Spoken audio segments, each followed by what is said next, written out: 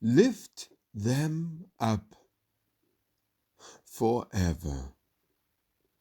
Psalm 28, verse 9.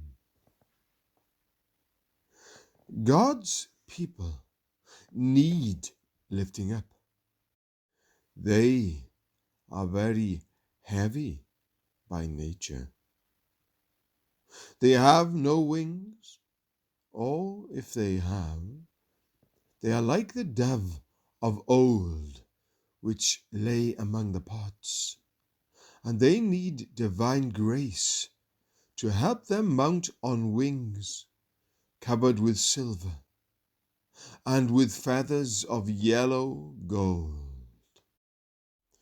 By nature, sparks fly upward, but the sinful souls of men fall downward. O Lord, lift them up forever. David himself said, "Unto thee, O God, do I lift up my soul." And he here feels the necessity that other men's souls should be lifted up as well as his own. When you ask the blessing for yourself, forget not to seek it for others also. There are three ways in which God's people require to be lifted up. They require to be elevated in character. Lift them up, O Lord.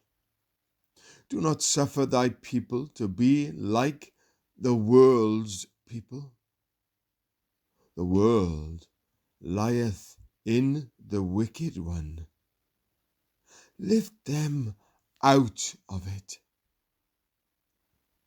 The world's people are looking after silver and gold, seeking their own pleasures and the gratification of their lusts.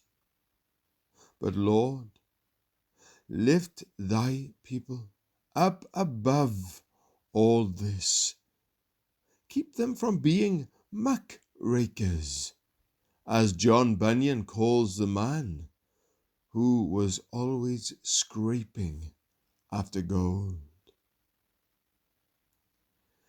Set thou their hearts upon their risen Lord and the heavenly heritage.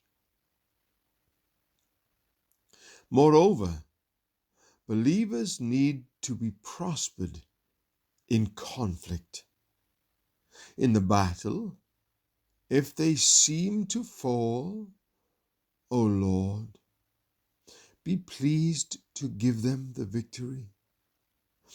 If the foot of the foe be upon their necks for a moment, help them to grasp the sword of the Spirit and eventually to win the battle.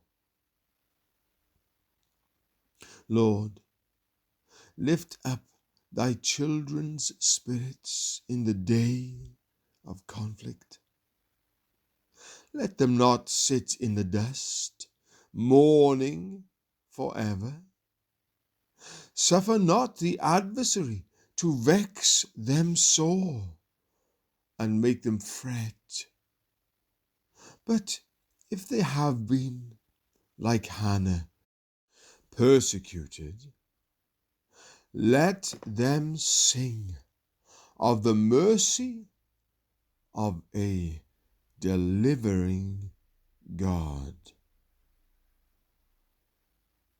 We may also ask our Lord to lift them up at the last. Lift them up by taking them home. Lift their bodies from the tomb and raise their souls to thine eternal kingdom in glory. Lift them up forever. Psalm 28, verse 9.